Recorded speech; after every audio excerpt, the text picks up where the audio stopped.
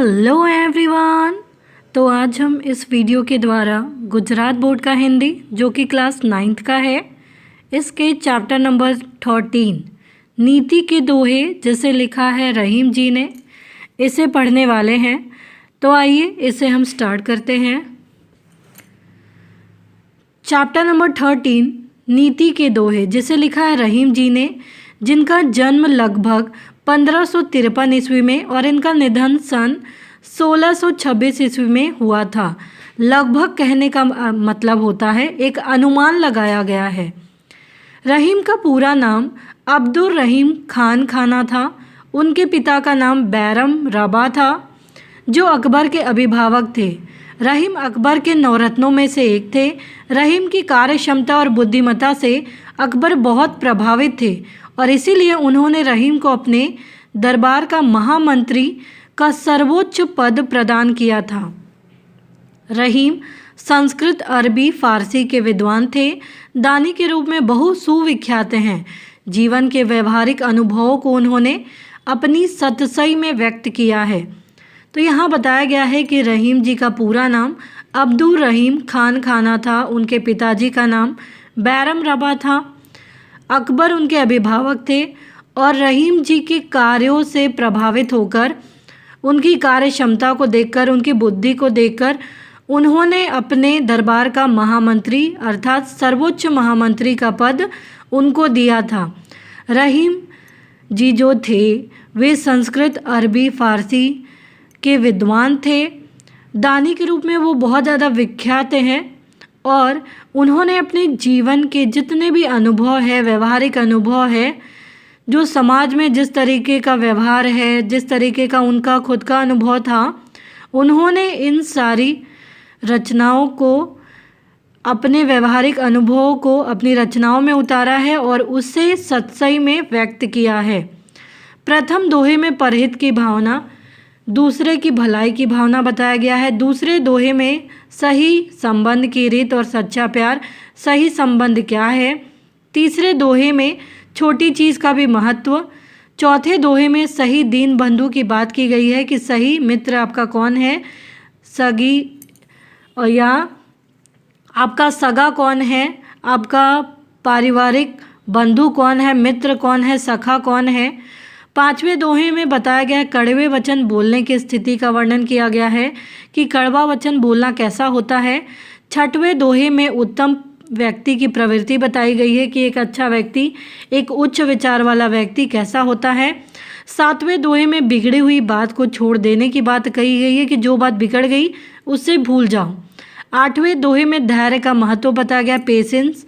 और अंतिम दोहे में किसी से मांगना नहीं चाहिए, इस बात को उद्धृत किया गया है, इस बात को हमारे सामने प्रकट किया गया है। तो आइए इसे हम देखते हैं। टोटल इसमें 9 दोहे हैं।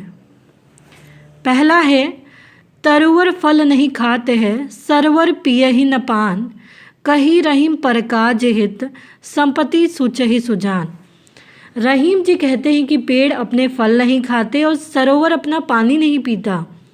इसी प्रकार ज्ञानी पुरुष परोपकार के लिए ही धन संपत्ति का प्रयोग करते हैं। यहाँ पे बताया गया है कि जिस प्रकार से पेड़ जो होता है वो अपने फल खुद ही नहीं खाता है, सरोवर जो तालाब होता है खुद अपना पानी नहीं पीता है, बल्कि वो लोगों के लिए, दूसरों के लिए या दूसरों की भलाई के लिए उसका उपयोग किया जाता है। वैसे ही एक जो ज्ञानी पुरुष होता है वो लोगों की भलाई के लिए अपने धन संपत्ति को खर्च करता है या उनकी भलाई के लिए, उनके हित के लिए अपने धन संपत्ति का संग्रह करता है, उनको इकट्ठा करता है ताकि वो दूसरे की भलाई में इसका उपयोग कर सके। जैसे पेड़ दूसरों की भलाई के लिए फल जैसे होते हैं उसमें, तो वो पेड़ खुद नहीं खाता है बल्कि दूसरों का हित होता है उससे।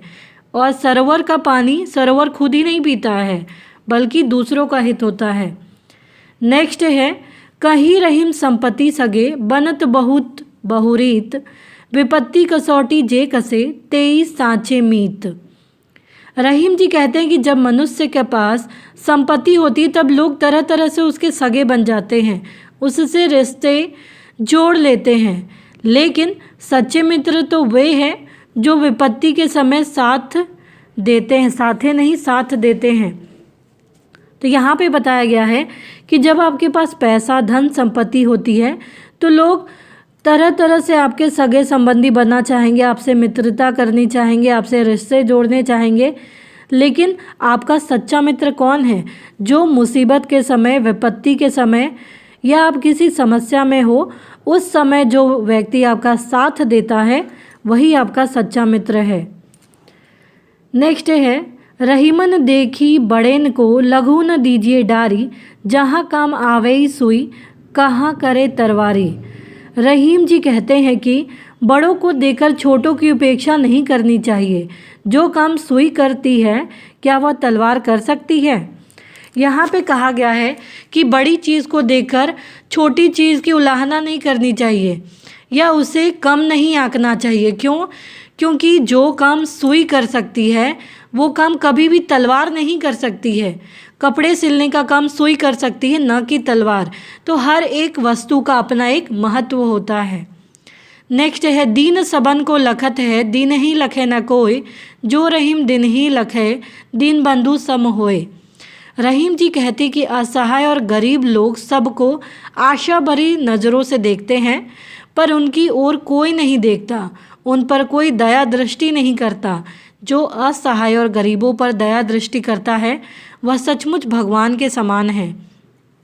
यहाँ पे कहा गया है कि जो लोग गरीब होते हैं, जो लोग असहाय होते हैं, जिनको सहायता की ज़रूरत होती है, वे एक दूसरे को आशा भरी, एक उम्मीद से कि कहीं ना कहीं कोई व्यक्ति मेरी मदद कर देगा, तो एक उम्मीद भरी नज़रों से देखते हैं, लेकिन कोई उन पर दया नहीं करता, कोई उन पर दया दृष्टि नहीं रखता।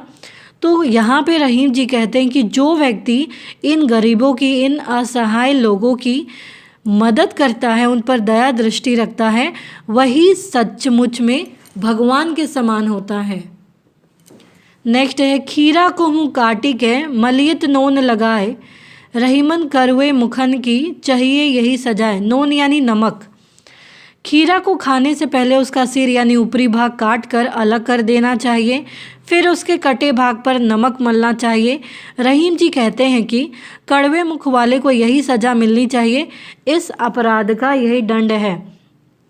यहाँ पे बताया गया है कि जैसे हम ककड़ी, खीरा को काटते हैं तो उसके ऊपरी भाग को काट कर उसे रब करते हैं और नमक लगाकर उसे मलते हैं यानी घुमाते हैं। उसी प्रकार से जिस तरीके से जो लोग कड़वा बोलते हैं या बुरा किसी को बोलते हैं, ऐसे मुख वाले व्यक्ति को भी यही सज़ा देनी चाहिए। ये कड़वे बोलने के लिए उनका यही दंड है कि जिस प्रकार से खीरा का सिर अलग किया जाता है, उसी प्रकार से कड़वे मुख वाले को भी सज़ा मिलनी चाहिए। नेक्स्ट है, जो रहीम उत्तम प्रकृति का करी सकत कुसंग, चंदन विष व्यापत नहीं लपटे रहे रहत भुजंग। भुजंग यानी सांप। रहीम जी कहते हैं कि उत्तम स्वभाव वाले लोग बुरी संगति में रहे तो भी उसका उन पर प्रभाव नहीं पड़ता। ठीक उसी प्रकार जैसे भयंकर विष वाले सांप चंदन की पेड़ से लिपटे रहते हैं, परंतु चंदन में उनका विष नहीं फैलता है। तो यहाँ रहीम जी कहते हैं कि जो लोग उत्तम उच्च विचार के व्यक्ति होते हैं, वे अगर बुरी संगति में बुरे लोगों के साथ भी रहे तो भी उनका प्रभाव उन पर नहीं पड़ता, यानी बुरे लोगों का प्रभाव उत्तम प्रवृत्ति, अच्छी सोच वाले के ऊपर नहीं पड़ता है। एग्जाम्पल दिया है उन्होंने, उदाहरण दिया है कि जैसे भयंकर विष वाले जो सांप होते हैं, अगर वो चंदन के पेड़ से भी लिपट जाएं तो क्या चंदन के पेड़ में उसका विष फैल जाता है? नहीं। तो उसी प्रकार से उत्तम प्रवृत्ति के लोग भी बुरी संगति में रहकर नहीं बिगड़ते हैं। बिगड़ी बात बने नहीं लाख करो किनकोय, रहीमन बिगर दूध को भथे न माखन होए। कवि रहीम जी कहते हैं कि बिगड़ी बात लाख प्रयत्न करने पर भी सुधर नहीं पाती। ठीक उसी तरह जैसे फटे दूध से जमाए गए दही को कितना ही मथा जाए उसमें से मक्खन नहीं निकलता। तो यहाँ पे बताया गया है कि बिगड़ी बात को कितना भी सुधारने का प्रयत्न किया जाए वो सुधर नहीं पाता है। जैसे अगर फटे हुए दूध से जमा जो दही होता है उसको कितना भी मथा जाए, कितना भी मत कर मक्खन बनाने की कोशिश किए जाए वो मक्खन नहीं बनेगा। वैसे ही बिगड़ी हुई बात को लाख कोशिश करने पर भी वो सुधरती नहीं है। नेक्स्ट है रहीमन विपदा हूँ भली, जो थोड़े दिन होए, हित अनहित या जगत में जानी परत सब कोय। रहीम जी कहते हैं कि यदि आपत्ति थोड़े समय के लिए हो तो अच्छी है, क्योंकि उस थोड़े से समय में हम समझ जाते हैं कि कौन हमारा हितकारी है और कौन अहितकारी है। रहीम जी कहते हैं कि विपदा परेशानी थोड़े समय के लिए आए तो अच्छी है। क्यों? क्योंकि उस समय हम जान सकते हैं कि कौन व्यक्ति है जो हमारा भला चाहता है और कौन व्यक्ति है जो हमारा बुरा चाहता है, अहित चाहता है। नेक्स्ट है रहीमन वे नर मर चुके, जे कहूँ मांगन जाही, उनसे पहले वे मुए, जिन मुख निकसत नाही। रहीम जी कहते हैं कि वे मनुष्य तो जिंदा होते हुए भी मरे हुए हैं जो दूसरों के दरवाजे पे मांगने जाते हैं, परंतु उनसे भी पहले वे मर गए हैं जिनके मुख से नहीं शब्द निकलता है, जो मांगने वाले को देने से इनकार कर देते हैं। यहाँ पे कहा गया है कि रहीम जी कहते हैं कि वे मनुष्य तो जिंदा होते हुए भी मरे के समान है। कौन? जो दूसरों के दरवाजे पे कुछ ना कुछ मांगने जाते हैं, लेकिन इनसे भी पहले तो वो लोग मर गए हैं जिनके मुंह से ना निकल जाए, नहीं शब्द निकल जाए। अगर कोई मांगने आया और किसी के मुंह से नहीं शब्द निकल जाए तो वो तो इससे भी बदतर होता है। तो इस प्रकार से रहीम जी ने 9 दोहे बताए हैं। उम्मीद है आपको ये 9 दोहे और उसके अर्थ समझ में आए होंगे। तो प्लीज़ आप इस वीडियो को लाइक करना, शेयर करना, सब्सक्राइब करना, कमेंट करना ना भूलें। Thank you.